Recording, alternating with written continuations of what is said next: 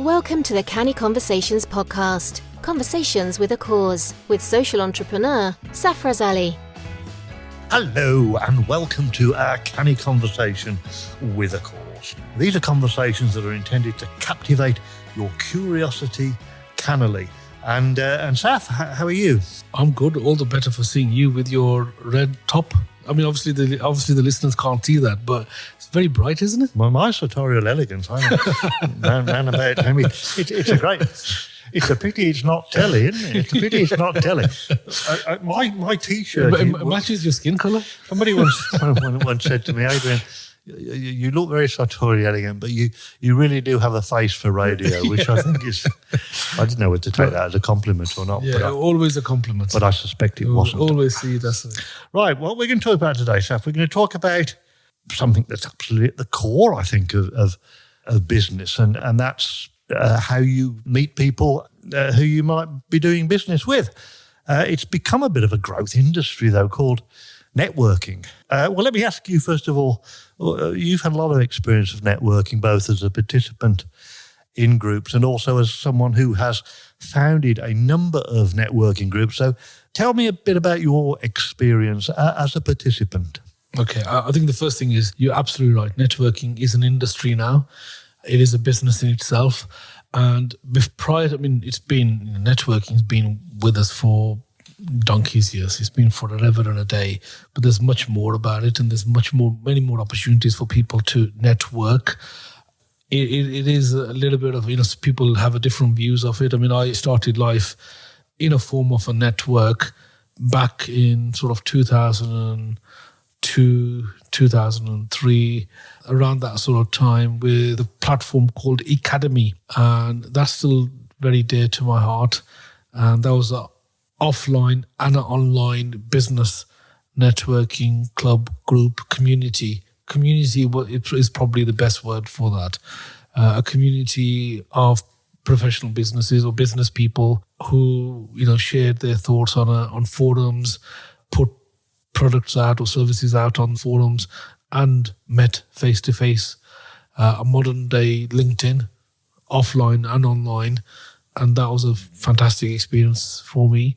My business at the time was finance. I was a finance broker, mortgage broker, business to business predominantly was my focus there. So I was, looking to talk to estate agents, other professionals who could refer clients to me, and as well as potentially having individuals coming to me directly. But my main focus really was to talk to people in that sort of property sector, the other financial services companies, insurance brokers and so forth, and look for them to become introducers. That was my first foray into networking.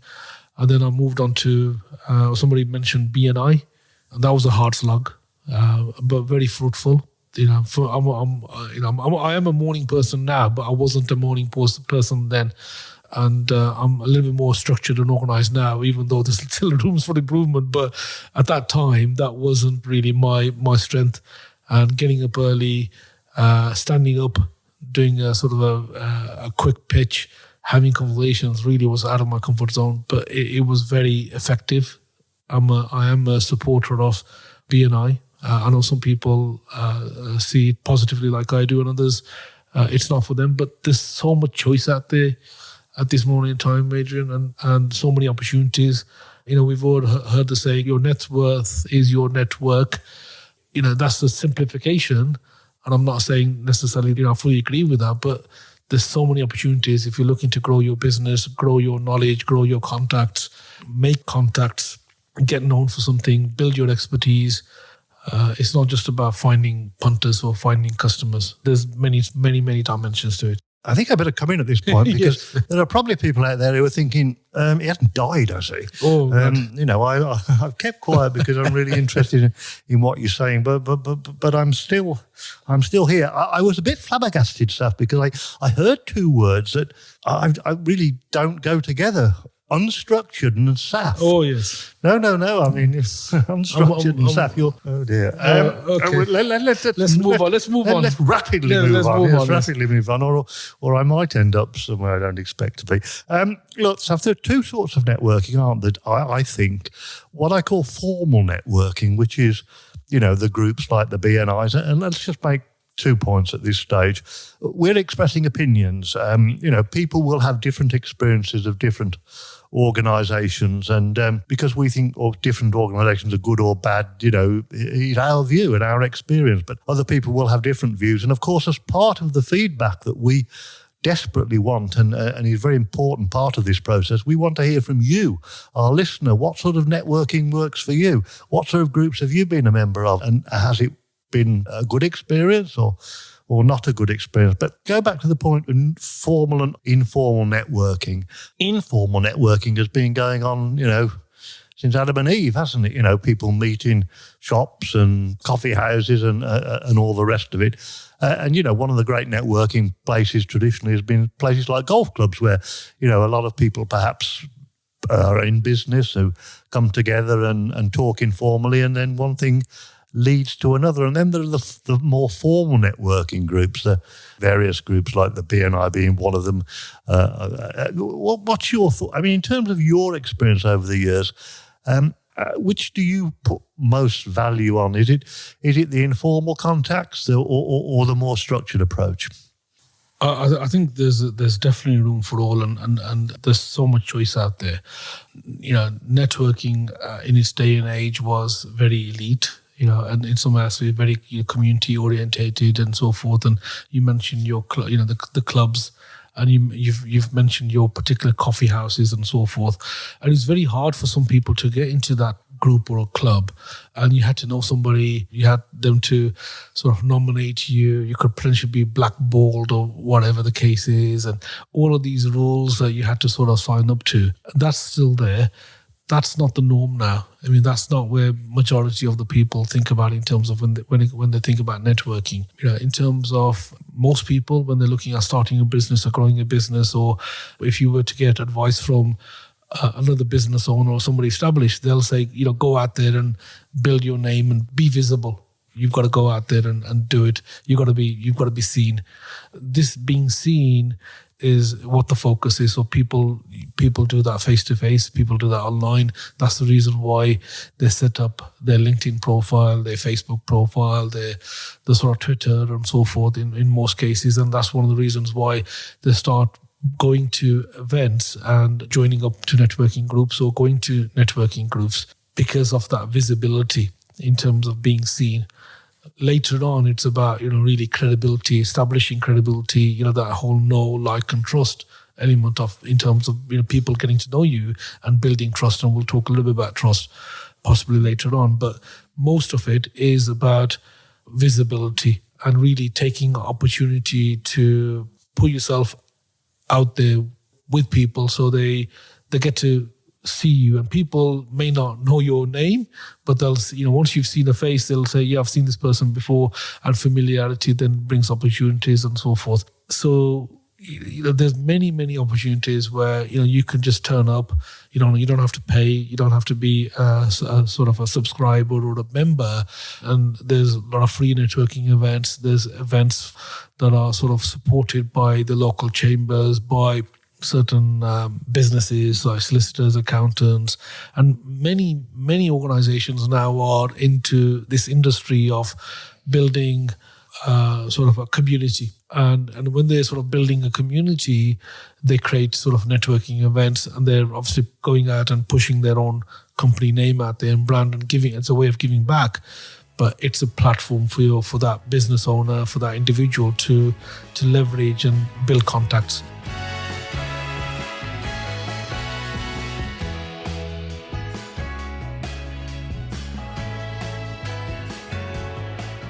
Yeah, could you remember how we first met? I believe you came to one of our events, which was the Coffee and Nature event. Absolutely right. The man's got a good memory, hasn't he? Yeah. I believe you came to a Coffee and Nature event, and I'm very grateful for that. And again, there's many examples where where I've met people who've then become long-term friends or customers or suppliers where I've met them at an event, and or I've met them through somebody who I've met at an event. And you can probably go and look at most of the people that you do business with. They're probably going to be through either a referral mechanism, or you would have met them at a function or at an event, and you've sort of. I want to build on that a minute, because I first met you at a coffee and natter, as you quite correctly say, and I was invited to this thing called a coffee and natter. I didn't clue what it was, but I thought, well, I'm not particularly doing anything that afternoon, so I'll go along. And then, as a result of that, out of either desperation or pity, the second of those two, I imagine, you said, let's have a chat. And one thing led to another. But I want to talk about coffee and natter, because you raised something at the beginning that I thought was desperately important, and that is that not everybody is confident. Not everybody is comfortable standing up and pitching and making a little speech and all the rest of it. And one of the great things about coffee and natter, and you tell me if this was the thinking behind it, was that there wasn't any pressure for people to stand up and refer or even say a word. Because a lot of people, when they set up a business, they're not the traditional golf club type. They're not people with a reasonable level of competence. And I think, am I right in thinking that one of the reasons behind Coffee and Natter was to try to provide a platform for those people who perhaps at that point in the journey, I thought I'd never use that word, but I have, they needed something like that so they could feel comfortable. Just tell me what the thinking was. I mean, I've got to probably go back to, when we started the whole sort of networking brand, and I'm talking about 2012, and we were awarded a contract at the time for apprenticeship delivery. So our focus was SME businesses, and we were looking to establish a community.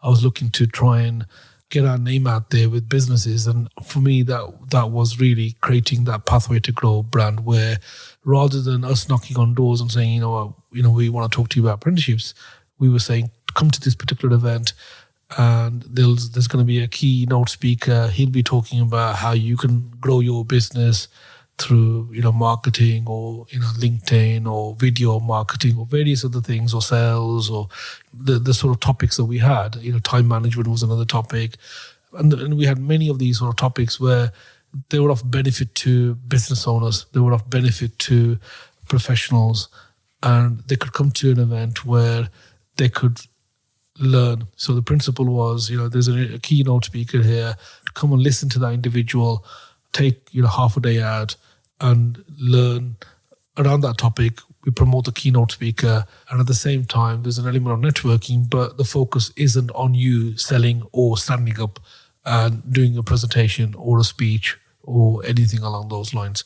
So that's why our sort of tagline, network, learn and grow, came, because we're focusing on the learning element, focusing on the networking element, and then hopefully with the combination of both, you could help and grow your business, grow yourself, and so forth. That was fantastic for us, and it grew a certain sort of business that came. Most of it was sort of the professional outfits, and what we found was that some of the firms, like the accountants and the solicitors, used to send their staff members, and it was that level of networking. What we found was that and the environment that we were doing it was hotels and so forth. We found the fact that it worked for us as a apprenticeship training provider. We got what we wanted for it, but we felt the fact that even the micro businesses weren't coming because they felt that this wasn't for them. And that was our focus. So we wanted something a little bit more friendlier, something a little bit more informal, and we then created sort of niche targeted brands, and this is where Coffee and Natter came on board.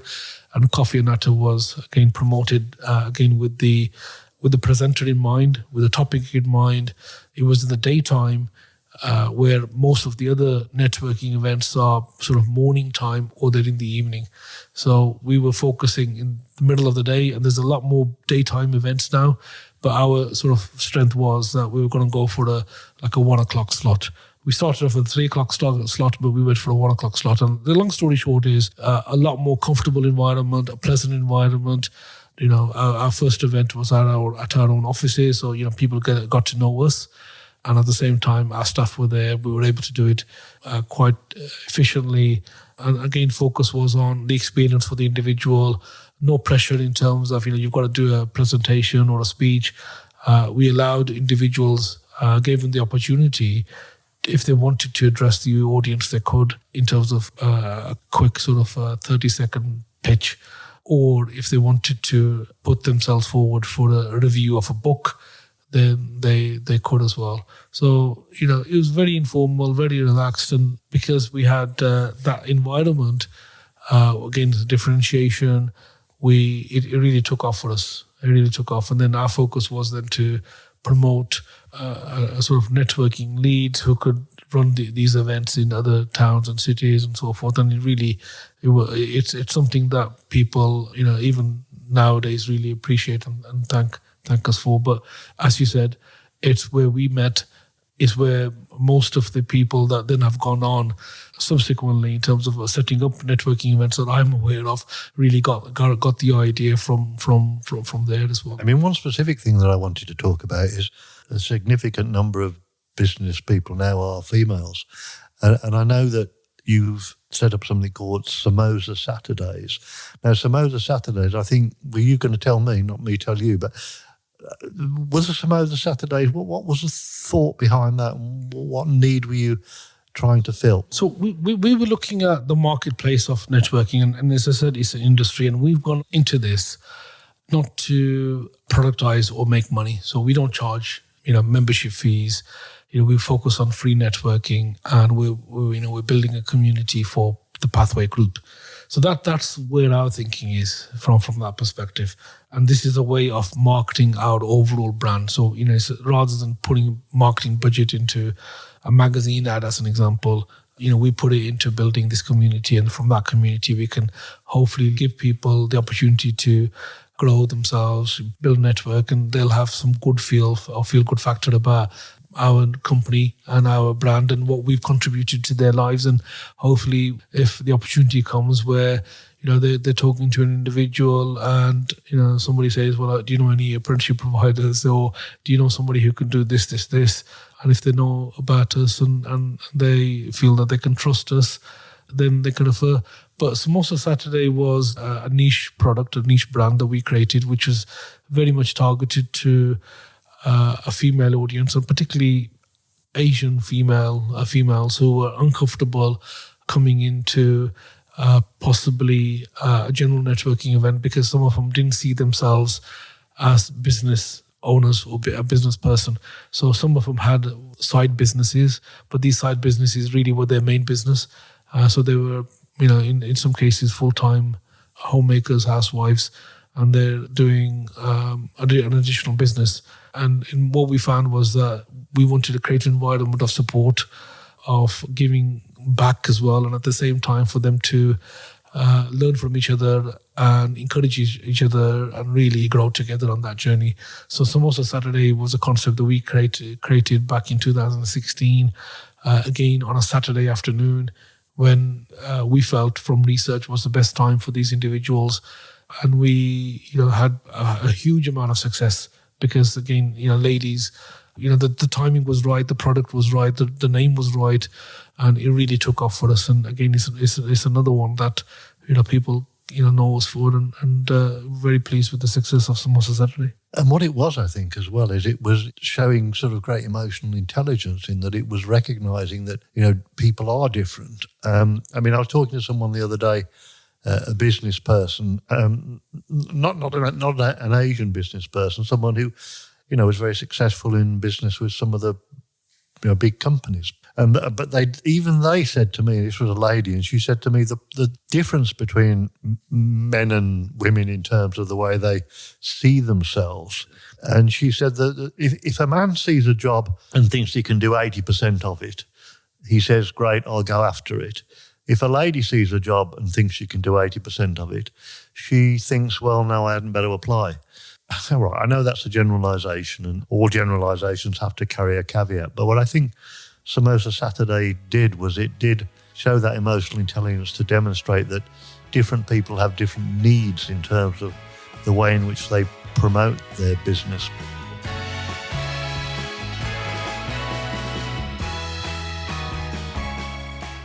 we're just coming through, hopefully, the worst of the COVID pandemic, and he says that with everything crossed. During that period, it's not been possible for the face-to-face networking groups to operate. How have you tried to fill that gap? How's that gap been filled when people can't meet face-to-face? And do you think going forward that there'll be a move away from face-to-face to online networking? Tell me what you think. I mean, online networking's been there for many, many years. And what we've all been exposed to is now the whole Zoom calls, the webinars, and there's been a dearth of those. And it's quite easy for an organization to set that up. It's not difficult. So the barrier to entry for anybody to set up a networking event online is fairly easy. They can call their friends along, and they can even do a webinar, and you can push yourself, and you've got a reason to push yourself out there. We ourselves decided that wasn't really our predominant focus, so we didn't go straight from face-to-face directly online, because we thought there's a huge difference in terms of seeing somebody, having a conversation with somebody, and the pressure of online is slightly different. No, it's not everybody's thing as well. Ourselves were more about, if you can't get the core product right, and we might as well just hold back. And we held back, but we did innovate with launching a new sort of networking brand, which was called Netwalking. So we trademarked that name, which is effectively working within the rules that were there, which is basically you could go out and walk and talk, which is what we did. So it's a walk and talk organized event. So there's a starting point, there's an end point. It's an hour and a bit walk, a little bit of fitness in there, and you're just walking and talking and meeting people within that sort of group. So we created Netwalking. We've done a few webinars, predominantly focused on content in terms of education, sort of learning materials and specific sort of audiences. So we focused on that. But our thing is really to get back to the face-to-face. And in terms of our events, and I don't want to focus too much on our own events, but they've all got a different marketplace and slight differentiation. So yeah, you've mentioned Coffee and Natas most of Saturday, but we've got Chutney and Chat, which is our evening event over a curry. That is about having a balti and a bit of a banter. Again, focused on sort of a keynote person, sort of a lead person who's going to do a presentation. We've got a morning breakfast event, which again is predominantly where a lot of the networking happens, called Serial Network, which again is very popular because most of our events are free, apart from the Chutney and Chat we get you to contribute for the curry. But apart from that, that's free. And then we've got the peer networking events, which are specific industry events. So, we've got one for the health and social care sector and one for the skills sector, for the training sector, both sectors that I'm involved with. So we have people from our industries who come together, and we therefore have keynote presentations specific to that industry, what's going on, what the macro picture is, what the specific picture is for that particular industry, and people can collaborate and work with each other and support each other in terms of that. If people want to find out a bit more about these various networking groups that you are involved with, what do they do? How can they find out about it? Yeah, our website is pathwaytogrow.co.uk. There's some information there, but we're very active on all social media platforms. Pathway to Grow. We have a networking group. We have groups on LinkedIn. We've got a WhatsApp, or many WhatsApp groups, and we've got our Facebook groups. But again, it's there in terms of what the audience is looking for. What I said right at the beginning is that it's an industry, and with any industry, you've got niches, you've got people, who've got different needs, different sort of outlooks, and we're trying to cater for that market. And it's like, back in the day, you had terrestrial TV, you had one or two choices. Now you've got so much choice. It's that long tail. And we're trying to cover what we feel is where we can differentiate and add value. And that's what we're doing, what we're continually doing. It's not a business for us as such, but we do get business out of it in terms of the Pathway Group. But more importantly, people remember us for the right reasons, and they remember us as part of that community. The fact that they've gained something from it, and there's many opportunities where I've met people, spoken to individuals where they refer back to a PTG, a Pathway to Grow event, and it gives me immense sort of satisfaction and pleasure that that. I mean, I think one of the things I would say is that the most effective networkers are not necessarily when you get a group of salespeople together trying to sell to each other, but when there's a genuine desire to learn what other people do, what their needs are, and how those needs can be met. Because I know a point that you've made to me very often in the past, and it is that, before you can start buying and selling or start selling to anybody, you have to earn a level of trust. So just tell me about the importance of trust. I mean, trust is. People. We've heard all of these sayings before. People buy from people. People buy from people they know, like, and trust. And we sometimes, the language, we don't sort of analyze and understand exactly what trust means and what trust is for us. And trust has many sort of dimensions and many sort of layers. And it starts with that element of likability. The character of that person.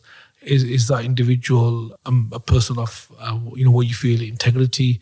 Is there an element of honesty? Are they transparent? What's their language? So these are the sort of things that you look at. What's their body language? The words that they use? They're showing you some degree of respect. How do they carry themselves? Are they open? Are they closed? What's their intention? How they behave with you? How they behave with others? And you pick up on these things, and you start off with that sort of character, and then you look at their sort of competence, really, and that the competence, you can break that into two parts. One is, their sort of capability. What are their skills, their knowledge? What's their experience? Where have they come from? What sort of clients are they're working with? Yeah, and then you look at, the sort of results. What have they achieved? And this is where your testimonials come in, your results, your sort of performance. And then you sort of pigeon that, and then you sort of have that in your mind to say, can I trust this person? And sometimes it's about, can I trust this person to help me in my business? But more importantly, can I put my own reputation, my own name on the line by referring this individual on to somebody else? Because as soon as you refer to somebody else, you're putting an element of your own reputation on the line with your colleague, with your friend, and you've got to be an element of, there's got to be some element of surety there that will work out positively. In some cases it doesn't, but, the intention is the fact that will work out positively for both parties. Therefore, it's a win-win. Otherwise, people, why would they refer? If there's more negative to it than there is positive. People like helping others, and people like to be in a position where they know somebody that can help somebody else. So if I came to you and said, Adrian, do you know somebody who can do this? It makes you happy, it makes you pleased if you can think of, yes, I do, Saf. This is the person that I know, or this is the person that I know of through somebody else. I've not used them or whatever. And we like to help generally, and everything boils down to trust. Business is about trust. Relationships are about trust. And we're all seeking people that we can work with and trust to assist us and assist others. Absolutely right. These conversations are based upon the books, the Canny Bite books that you've written, a number of business books, and I know there are others coming along, and I'm sure that we can recommend those with confidence. I also recommend that people give us feedback. And I recommend that they join us at their convenience, because one of the big benefits, of course, with podcasts is you can download them and listen to them whenever the time is right for you. The time, unfortunately for us, has run out. So it's now time to curtail this kind of conversation with a course, but to look forward to having a chat with you next time.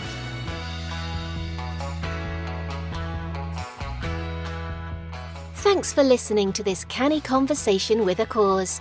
These conversations are based upon the Canny Bites books by Safaraz Ali, available on Amazon. To find out more, go online and visit Saf's website, pathwaygroup.co.uk, or join him on social media. He can be contacted at safraz@pathwaygroup.co.uk.